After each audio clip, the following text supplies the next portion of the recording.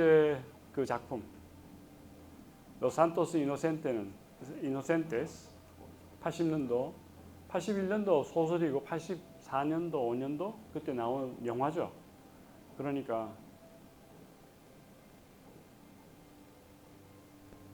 선생이 옛날에 대학교 다닐 때입니다. 그래서 딱 여러분들 나이 때 나온 작품인데 자, 어떻게 생각합니까?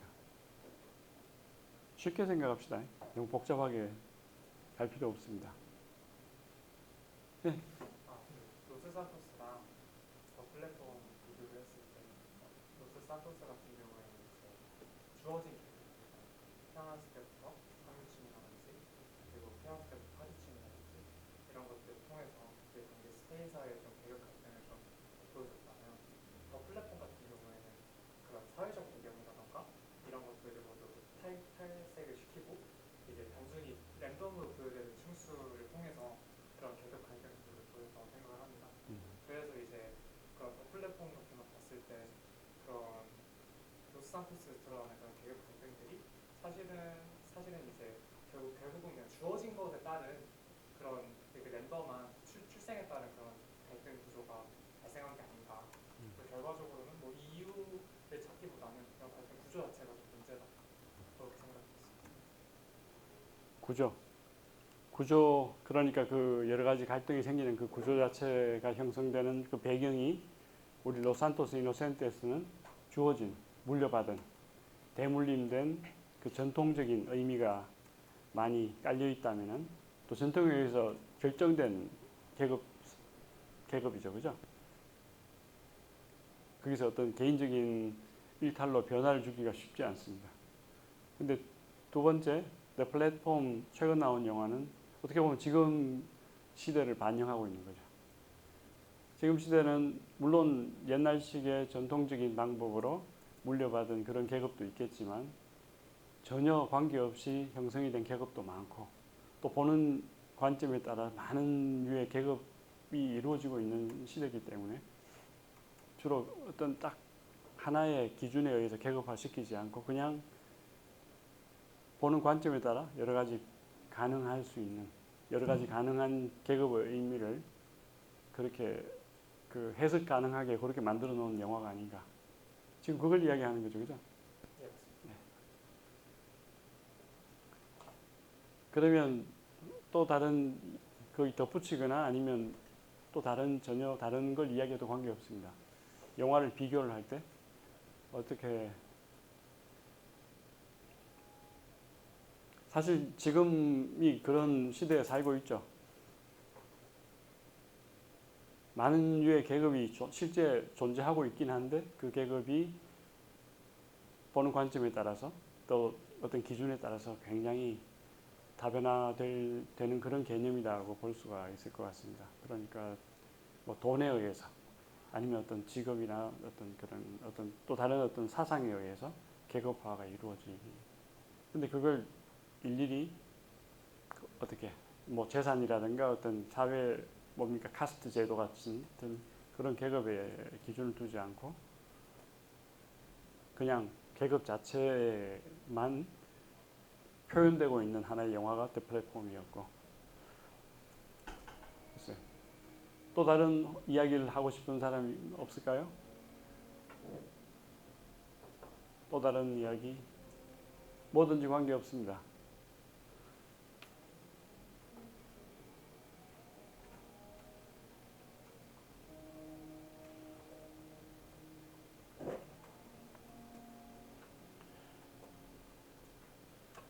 첫 번째, 네.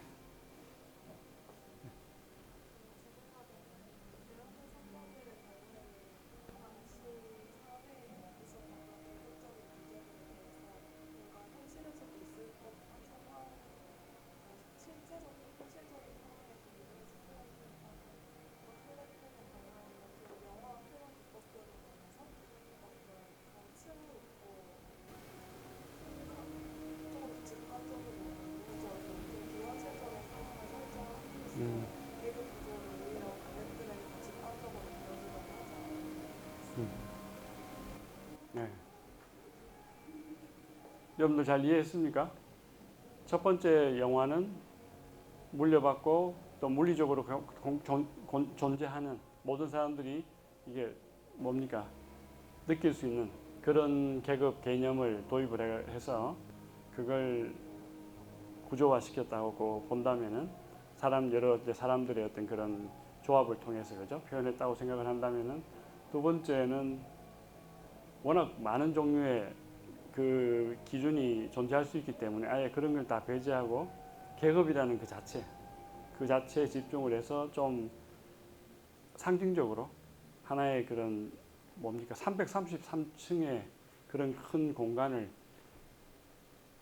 또 이 배경으로 설정하고 또 거기에 식사가 쭉 이렇게 같이 하나의 그 테이블이 내려오면서 서로 식사하는 동일한 사실은 그 매사 식사였는데 음식의 집합체였는데 내려오면서 많은 사람들이 그냥 서로 불공평한 관계에서 이제 그걸 섭취하게 되고 나중에는 결국에 아무도 남지 않은 빈 그 식탁을 접하게 되는 굶어 죽을 수밖에 없는 그죠? 그런 상태에 놓이신 사람들도 많고 그게 결국에는 하나의 그 상징적인 시적인 그런 의미가 있다 이렇게 볼 수가 있다고 지금 이야기를 하신 것 같은데 네. 그렇게 또 볼 수 있겠죠, 그죠? 오히려 더 어떻게 보면은 좀 알레고리적으로 표현했다 이렇게 볼 수도 있을 것 같습니다. 좀 더 상징적으로 알레고리하고 상징하고 조금 다른 개념이지만 그래도 뭐 하나의 어떤 좀 시적인 표현이었다. 그러니까 좀 그 예술의 어떤 그 문체, 사조, 경향 이런 의미에서 우리가 본다면 좀 더 사실주의에 가까운 게 우리 로산토스 이노센테스 그 영화고 지금 더 플랫폼은 사실주의라기보다는 어떻게 보면 될까요? 비유, 상징, 비유라는 개념이 보통 하나의 어떤 표현 개체로 볼 때 비유라는 그런 표현을 쓸 수 있죠. 뭔가를 비유한다. 아니면 어떤 개념을 비유한다. 중요한 관념. 근데 알레고리라는 개념이 있습니다. 알레고리라는 개념은 비유긴 비유인데 스토리입니다. 구조적인 개념이죠. 그죠? 어떤 스토리 자체가 어떤 좀 거대한 담론을 비유하고 있다. 이렇게 볼 때. 한 단어로 그걸 그런 전체적인 걸 이야기할 수가 없기 때문에 스토리 자체가 좀 이런 복잡, 미묘한 거대 담론을 비유하고 있다. 예를 들어서 단테의 신곡 있죠. 그죠? 단테의 신곡 같은 경우는 하나의 비유다. 이렇게 이야기하기는 너무 단순화시키는 경향이 있기 때문에 그건 하나의 스토리의 큰 비유의 집합체, 그건 이제 알레고리라고 이야기할 수 있죠. 그렇게 생각하면 될 것 같고 상징은 또 약간 다른 이야기입니다. 상징은 비유하고 비슷한 그 개념인 것 같은데 사실은 상징은 뭔가 동질적인 어떤 뭔가 성격을 내포하고 있어야 되죠. 당신은 나의 태양이야. 그러면 강렬한 태양의 어떤 성격을 그 사람의 어떤 자기가 사랑하는 마음에 품고 있는 사람의 어떤 성격하고 이렇게 좀 어느 정도 이게 동질적인 성격을 같이 공유하고 있을 때 상징이라고 보통 이야기를 할 수가 있고 그죠? 부엉이, 올빼미가 죽음의 어떤 메신저라고 보통 상징적으로 표현할 때 밤에 나오고 뭔가 어둡고 좀 그 소리가 좀 침침하죠. 좀 이렇게 어둡죠, 그죠? 사람을 꼭 이렇게 꿈속에서 사람 잡아먹을 것 같은 그러니까 그게 또 상징적인 하나의 개념이다 이렇게 볼 수가 있고 그죠? 네. 좀 혼돈될 때도 있습니다. 물론 이런 개념들이. 자, 그 다음 또 혹시 첨가하고 싶은 게 있을까요? 어떤 두 작품의 차이가 여러분들 볼 때 좀 특징적으로 도드라지고 또 한번 이렇게 지적할 만한 가치가 있을까요? 0.5초 정도 빨리 들을게요. 네. 저는 개인적으로 작품이 전하고자 하는 메시지에 대해서 생각을 해봤을 때 앞서 화요일에 봤던 영화의 경우에는 사회적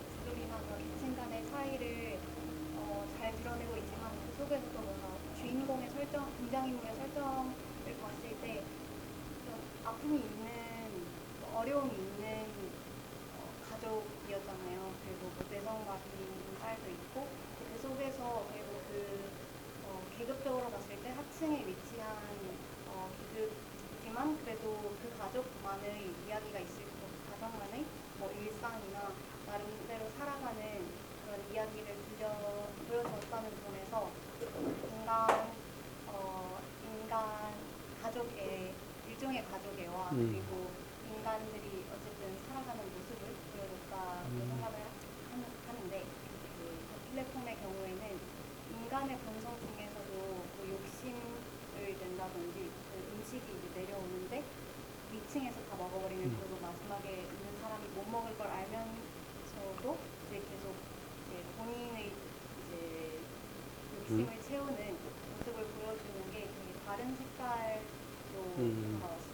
네, 아주 좋은 지적인 것 같습니다.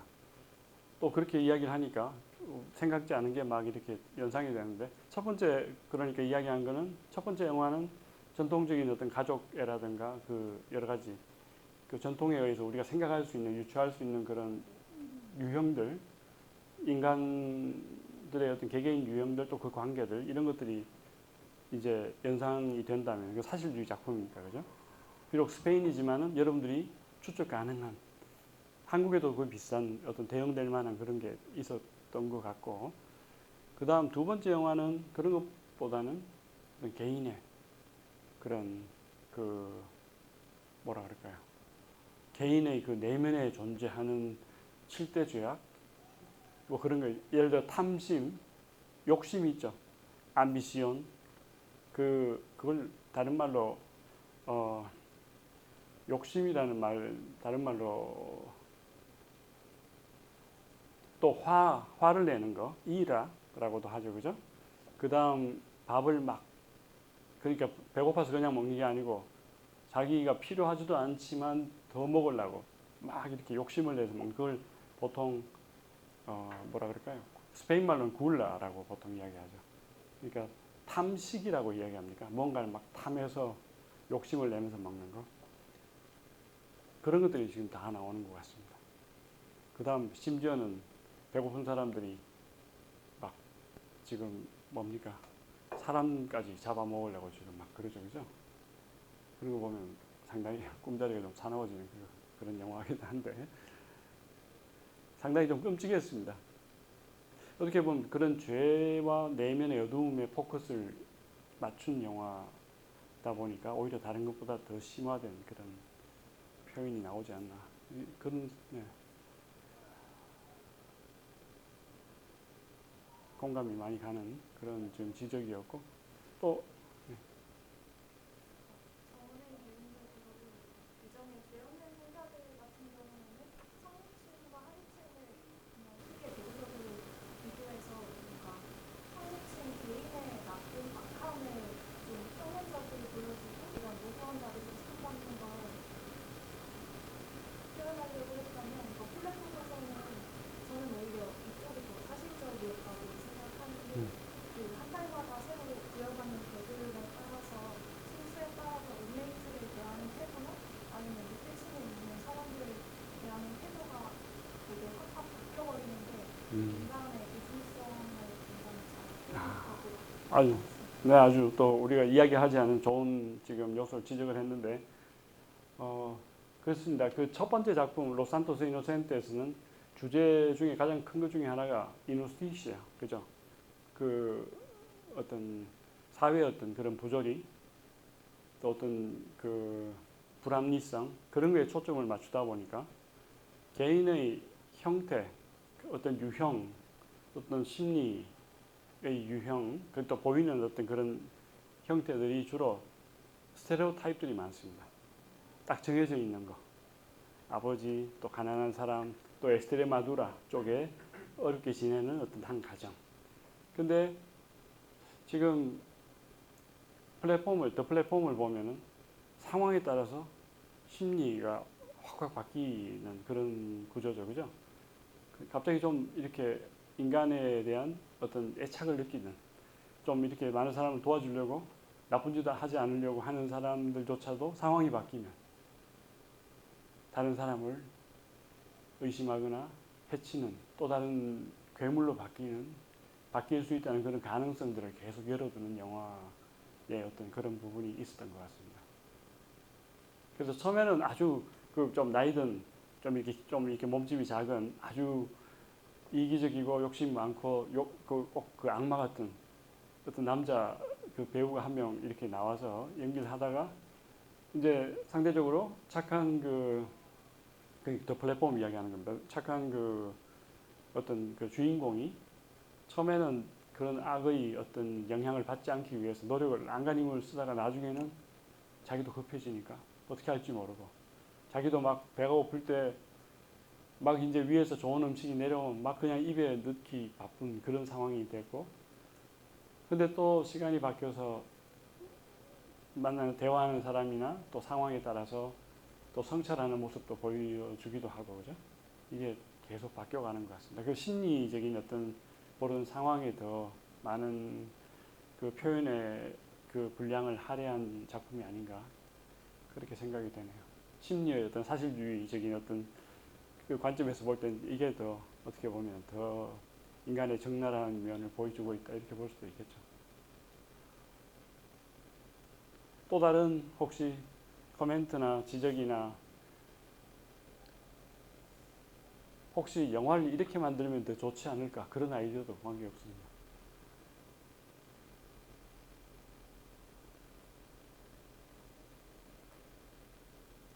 네. 두 영화 모두 플롯에서 정해진 틀을 깨지 못하고 결국에는 한계 속에서 끝나버리는데 그 한계를 깨부수고 어떤 개그 속에서 극복하는 이야기로 나아가시면 어땠을까라는 생각을 했어요. 왜냐하면 요즘에 나오는 영화들도 뭐 한국에 있는 무슨 같은 영화들도 결국에는 그 한계 속에서 이겨내지 못하고 계급 속에 순응하는 전략으로 끝나버리는데 이게 좀 아쉬운 지점이지 않았을까 생각합니다. 네. 이것도 좋은 지적이다, 그죠? 좋은 지적이에요. 두 작품이 전혀 다른데도 불구하고 마지막 끝날 때 보면 도대체 대략적으로 끝은 납니다. 스토리는 끝이 나는데 결국에 감독이 이걸 통해서 하고자 하는 이야기가 뭘까 생각할 때는 애매모호해지고 또 해석의 여러 가지 가능성들이 생기는 것 같습니다. 그죠? 그런 경우에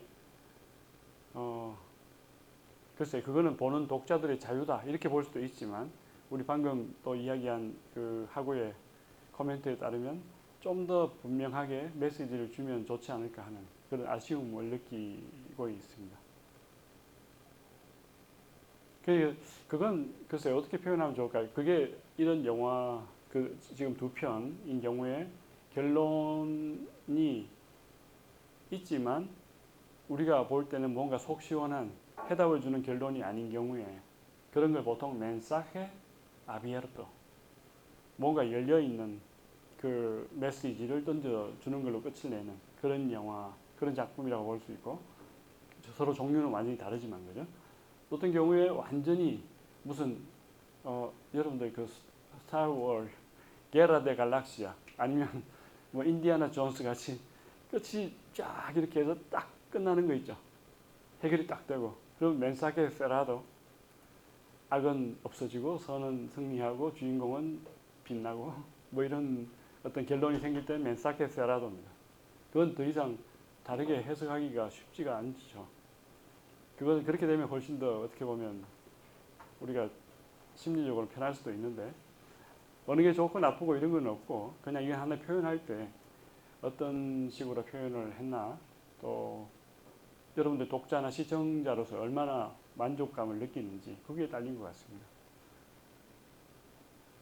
표현의 자유니까 또 이걸 우리가 뭐라 그럴까요? 개인적인 평가를 할 수 있지만은 이게 우위를 정하기는 쉽지 않을 것 같죠. 종류가 좀 다르다 이렇게 볼 수 있고 또 다른 혹시 코멘트, 지적, 비평 없을까요? 지금 여러분들 이야기 아주 이렇게 들으니까 참 좋은 것 같습니다. 선생님이 혼자 그냥 막연하게 지나갔던 그런 작은 아이디어들을 아주 포커스를 딱딱 이렇게 짚어서 같이 구체적으로 이야기를 해주니까 아주 훨씬 더 선명하게 지금 학습 효과가 오고 있는 것 같습니다. 다른 혹시 지적할 만한 사항이 없을까요? 네, 그러면은 우리 또 지금 여기 적어놓은 거 아푼테스 노트 해놓은 것도 같이 한번 그럼 보기로 하겠습니다. 근데 정말 없습니까? 하고 싶은 이야기 오늘 이거 이야기 안 하면 내가 오늘 잠 못 잘 것 같은 그런 이야기 없을까요? 있으면 언제든지 손들어 해주기 바랍니다. 좋은 아이디어가 생기면은. 지금 좀 늦게 온 학생? 지금 몇 조입니까? 2조. 2조는 네, 저쪽입니다. 그래서 2조하고 긴밀한 연락처를 주고받고 나중에 서로 이야기를 잘 해서 좋은 팀을 구성을 하기 바랍니다. 자, 한번 봅시다. 이거는 글쎄요, 뭐 코멘트 할 때 이런 요소를 생각하면 좋다고 그냥 선생님이 써놓은 겁니다. 참고하라고, 그죠? 이거 말고도 이야기할 지금 많이 나왔죠? 여러 가지. 그러니까 테마가 어떤 것이고 포커스, 그 다음 어떤 인물들이 설정이 됐고, 그 다음 시간과 공간이 어떻게 흘러가고, 그 다음 특징적인 요소가 뭐냐, 서사 기법, 이야기 흐름과 영화를 만들 때 영화 기법 이런 것들, 뭐 이런 건 가장 기본적인 거죠. 이거 말고도 엄청나게 많은 것들이 있을 거고 지금 많이 또 논의가 됐죠, 그죠? 지나가겠습니다. 자, 이거는 그 당시 사회의 실존적인 사회의 모습과 더불어서 그 어떤 사회의 특히 상류층의 불합리적인 그런 오만 이런 것들을 고발하는 그런 의미가 담겨져 있다 봐야 되겠죠. 특히 이제 프랑코 시절에 프랑코는 군인이었고 군인은 그 당시에 우파, 데레차 그러니까 보수파의 하나의 그 기둥 세 가지 기둥 중에 하나였습니다. 세 가지 기둥이 뭐였죠? 군부와 지주와 수도원, 이글레시아, 그다음 뭡니까? 노리코스, 그다음 에헬시토 미안합니다. 에헬시토 그러니까 그 세 가지 축이 스페인의 보수파에 가장 큰 힘을 제공을 했고, 그다음 자유주의자들은 젊은 엘리트들 또 신흥 어떤 그런 어떤 뭐 이제 그런 여러 가지 새로운 어떤 지식을 습득을 한 젊은 엘리트들이 많았고, 그다음 지역으로 치면은 북서부 바르셀로나는 아니면 저 바스크 쪽 그쪽 지역이 많았다고 이제 말씀드릴 수가 있습니다.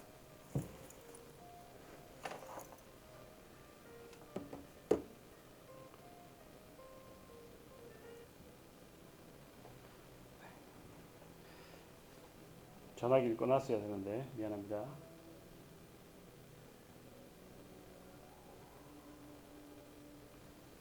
자, 그 다음 이누스티시아 헤오그라피카 지정학적인 어떤 불합리성이라고도 이야기할 수 있는 게 가난한 지역이 항상 정해져 있었습니다. 이건 이제 지금 이야기는 아니지만 옛날에 특히 그 서쪽 엑스트레마두라 지금 이야기의 배경이 되는 엑스트레마두라라는 데가 서쪽 그 포르투갈하고의 그 사이죠, 그죠? 그쪽으로 나중에 혹시 나중에 여러분들 여행을 할 계기가 있으면 한번 보시면은 아주 그 구름들 그 개척하기 힘든 개간하기 힘든 그런 땅들입니다. 그런 땅이 굉장히 넓게 퍼져 있어요. 그게 어떻게 보면 자연적인 어떤 그 경계선이 포르투갈하고 스페인 사이에 있는 거죠. 그다음 스페인의 저기 남쪽 안달루시아 쪽에는 대표적인 지주들이 많이 살았습니다. 20세기 초에 안달루시아 쪽에는 500명의 지주가 그 부자가 전체를 소유하고 있었다. 안달루시아가 가장 큰 땅 중에 하나입니다. 스페인에. 근데 그 많은 땅을 다 500명이 소유하고 있었다면 믿기지가 않죠. 근데 그 평원이고 이제 아주 그 풍요로운 그런 지역이었고, 북쪽으로 가면 다 골짜기입니다. 그러다 보니까 부자들이라고 해도 중산층하고 큰 차이가 없는, 그래서 굉장히 많은 사람 부가 이제 분배가 되어 있었는데, 그러다 보니까 자유주의적인 또 민주주의적인 어떤 생각이 좀 더 빨리 자랄 수가 있었던 지역이 아닌가 이렇게 생각이 됩니다. 자, 그다음 그 프랑코 시절은 정말 그 하청민이나 그 사람이 어떻게 프랑코도 사실은 노력을 많이 했다고는 합니다. 그 사람도 굉장히 그 종교적이고 가톨릭 신자고 도덕적이고 부정 축제를 하지 않았습니다. 굉장히 소박하게 지내는 그런 사람입니다. 이게 뭐 자기가 권력자라고 해서 그걸 즐기고 이런 사람도 아닙니다.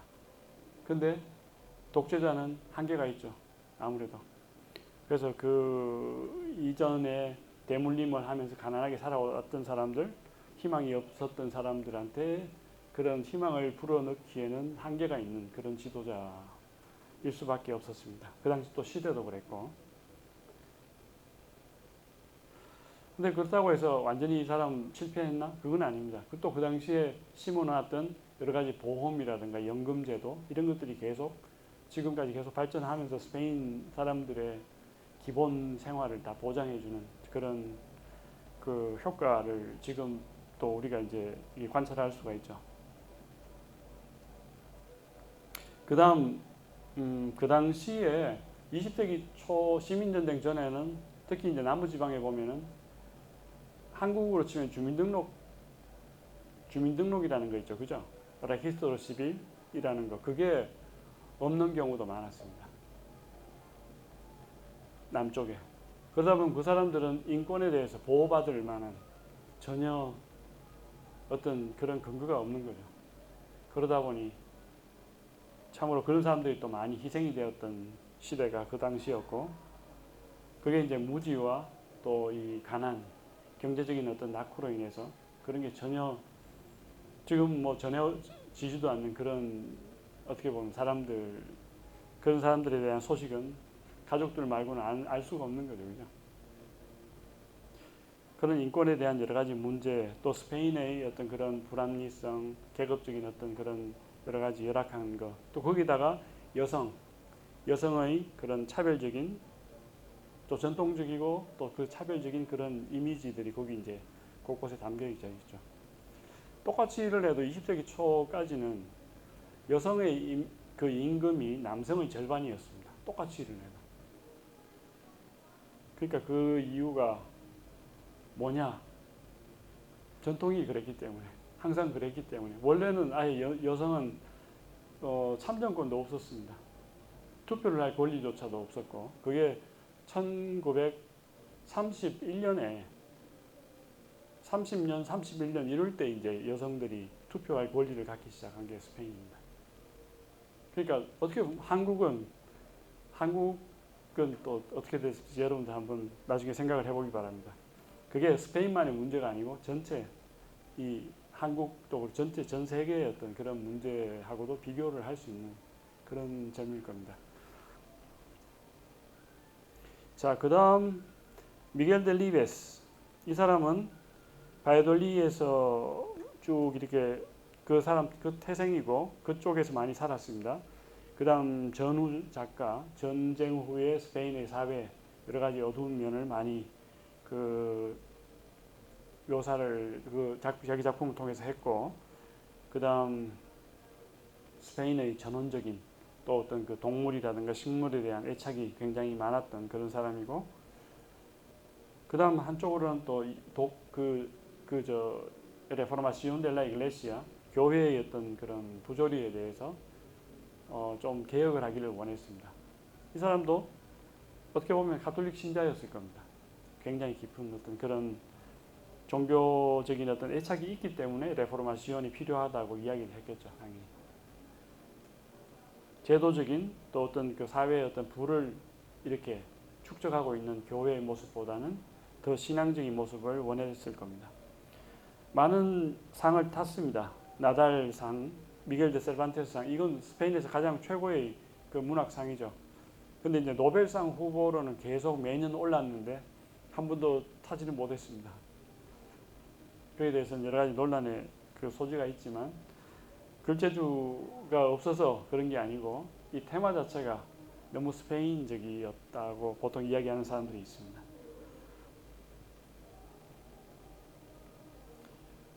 자, 여기 이제 우리가 그 프랑코에 대해서 이야기를 조금만 해볼까요?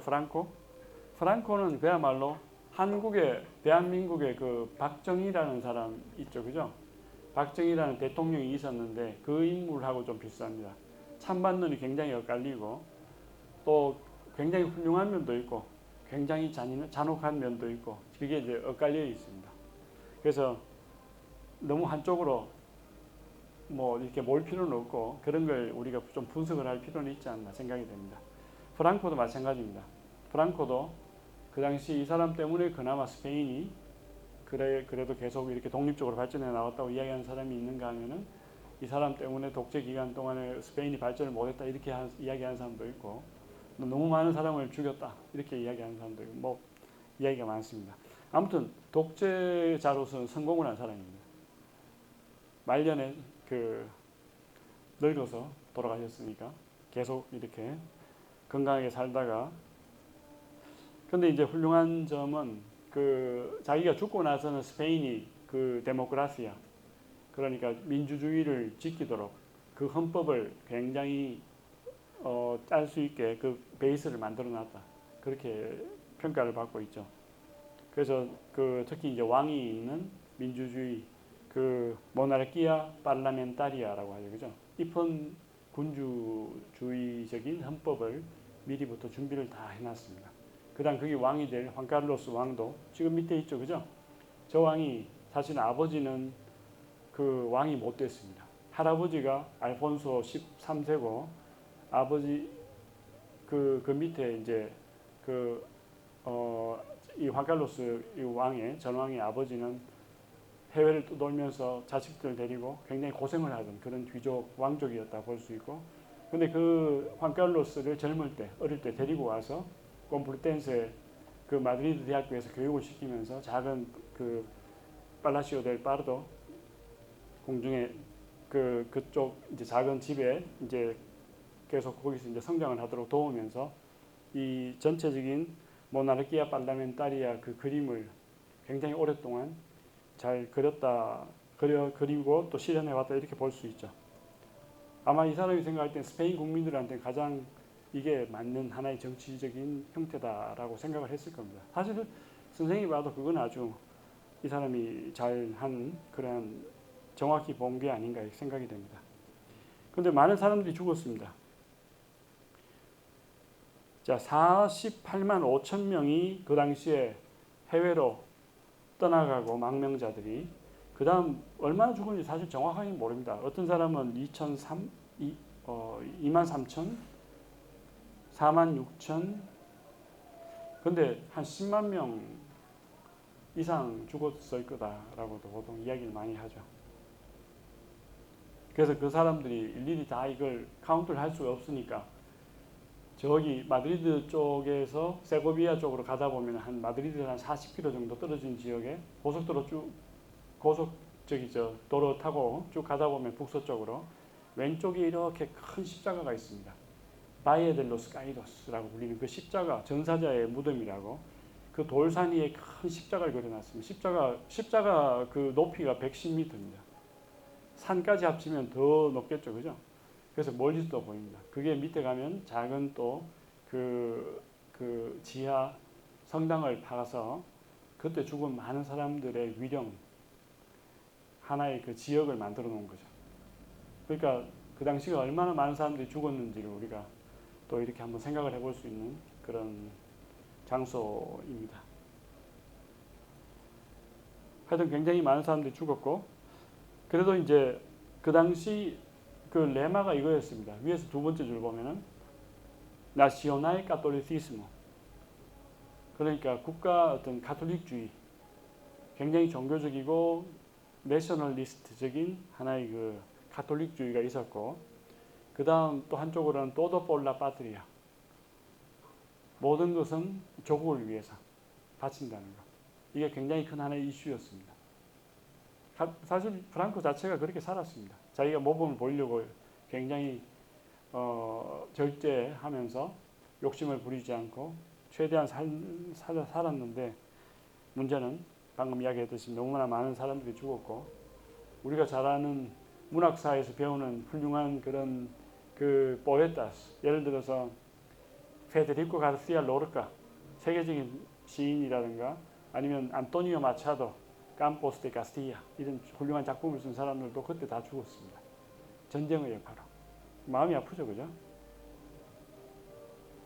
그다음 50년대 들어와서 프랑코는 이제 유럽의 그 많은 국가들하고 이제 그 경제적인 어떤 그런 하나의 그 관계를 맺어갑니다.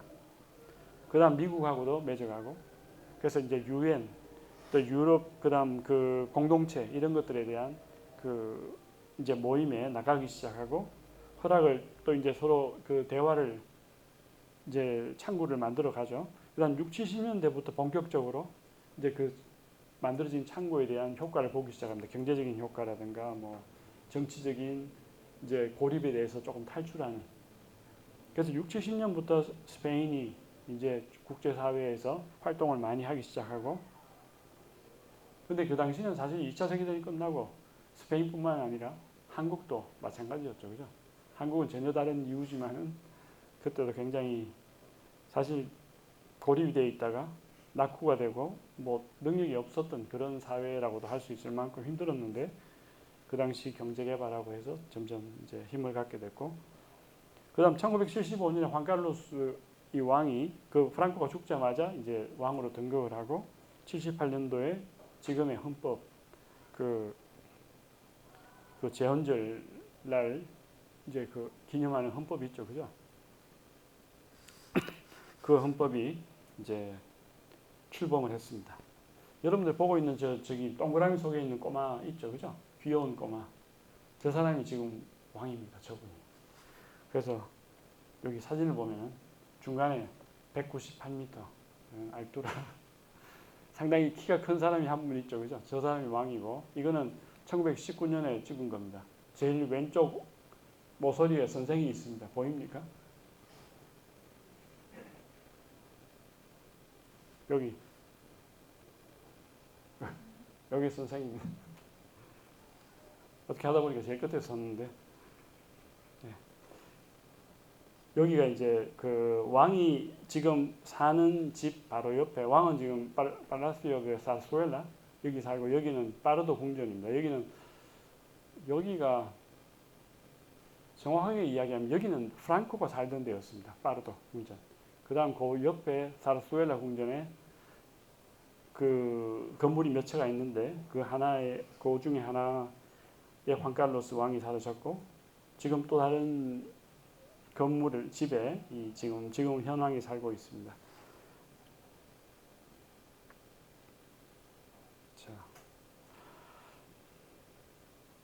자, 여기 이제 질문을 2개를 했는데, 아사리아스는 어떤 사회의 문제를 지금 상징하고 있는 인물인가? 그 다음 어떤 종류의 그러니까 저 여러 가지 그 뭡니까?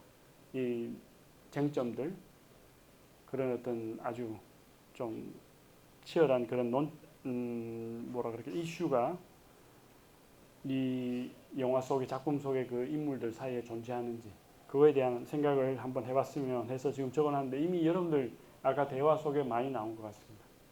그죠? 많은 지금 요소들이 지적이 됐고,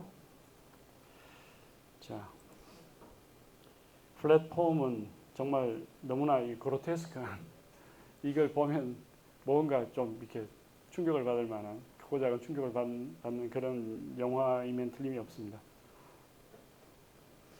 좋은 평가를 받은 걸로 알고 있습니다. 사회 어떤 구조적인 것, 또 어떤 그 심리적인 것, 또 그 어떤 그 사람의 어떤 그런 여러 가지 어두운 죄악들 있죠. 서구에서는 보통 7대 죄악으로 많이 분류를 하죠, 그죠? 동양 전통은 또 다른 식으로 죄악을 이렇게 지칭하는 여러 가지 용어들이 있겠지만, 서구에서는 보통 성경책에 나오는 여러 가지 죄악들이 많은 그런 용어들이 많은데, 조금 크게 7대 죄악으로 보통 많이 나누죠. 7대 죄악, 7대 선도 있고 7대 죄도 있습니다. 7가지. 7대 죄악은 어떤 거죠? 한번 기억을 해볼까요? 오만이라는 게 있고, 소베르비아.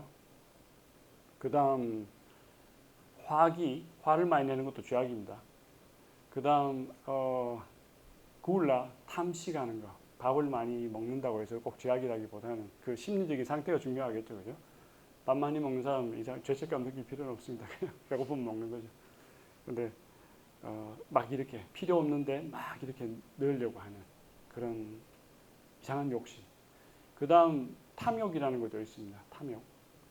탐욕이라는 거. 그것도 욕심이죠, 그죠? 그 다음 또 뭐가 있을까요? 페레사. 그 다음 게으름, 태만이라는 것도 하나의 큰 그 죄입니다. 그 다음 또 뭐가 있을까요? 그 다음 루후리아, 애욕. 그러니까 육체적인 사랑에 그 막 이렇게 시달리는 거. 그런 것도 큰 죄악 중에 하나죠, 그죠? 그러니까 정신적인 어떤 조화가 일어나지 않는 그런.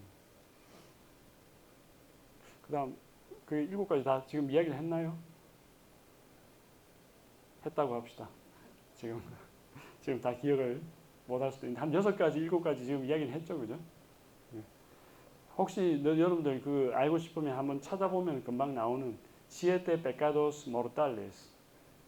이제 그에 대한 개념들 우리가 이제 뭐 쉽게 검색을 할 수 있습니다. 근데 그게 이제 여기 굉장히 포커스를 많이 맞추고 사람들의 어두운 심리 또 그걸로 인해서 막 돌변하는 그런 인간의 그런 참 그런 모습들 이런 것들을 많이 표현하고 있죠. 그래도 마지막에 보면 어떤 꼬마가 이렇게 엘리베이터를 타고 쫙 이렇게 올라가는 모습이 있는데 그건 뭐를 이야기할까요? 선생님 잘 몰라서 여러분들한테 묻는 겁니다. 꼬마가 식탁을 타고 쭉 올라가죠, 그죠? 빈 식탁을 타고 그 제일 밑에 층에서 1층에서 333층으로 쫙 이렇게 올라가는 그게 끝이죠. 그게 의미하는 게 뭘까요?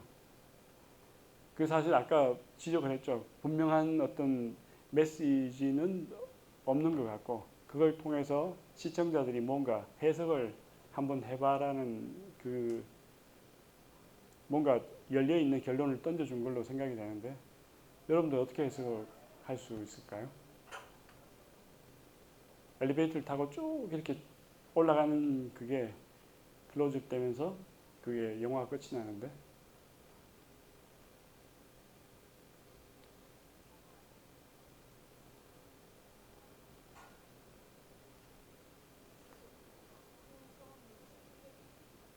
순수함으로 회귀한다? 완전함으로 다시 회귀하는? 제일 위에 층에 사실은 완전한 식탁이 있었죠, 그죠?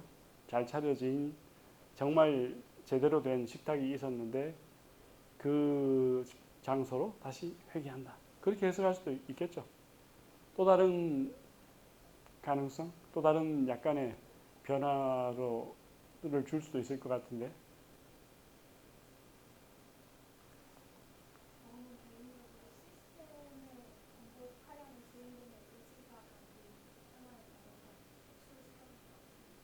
이 시스템을 거부하면서 이거를 극복할 수 있는 하나의 어떤 뭔가 어떤 희망적인 메시지.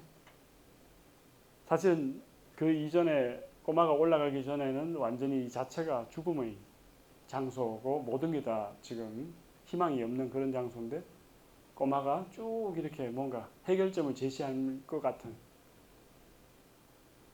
그 어떤 열쇠를 쥐고 있는 그런 꼬마가 아닌가. 좀 약간 변형을 시켜서 그러니까 과장을 하면은 구세주가 될 수도 있는 그런 희망. 그 전까지는 죽음밖에 우리가 생각할 수가 없었는데 그 과정에서 뭔가 한 사람의 그 주인공 남자가 희생을 했죠. 자기는 안 가죠. 자기는 거기 남고 꼬마가 혼자 올라갈 수 있다고. 그래서 꼬마만 태우고 올라가는 것을 보면 어떤 사람의 희생을 통해서 구원을 받을 수 있는 가능성을 열어두는 것. 네, 그런 해석도 가능하지 않을까요? 너무 지나쳤습니까? 글쎄 여러분들 그걸 한번 생각을 해보시기 바랍니다. 또 다른 가능성? 시간이 어떻게 됐습니까? 지금 시간이 거의 다 됐네요. 예, 그러면은 우리 다음 시간에 볼 영화도 좀 심각한 영화입니다. 왜 이렇게 심각한 걸 많이 봐야 되는지. 파스쿠알이라는 그 영화도 여러분들한테 그 나중에 링크를 제공하겠습니다. 다음 주에 또 그 목요일은 그 라꼴메나 벌집이라는 영화인데 그 영화는 조금 덜 심각한데 좀 사실주의적인 전후의 어떤 스페인 사회에 대해서도 묘사를 하고 있습니다. 예, 그럼 오늘 여기까지 하겠습니다. 수고했습니다.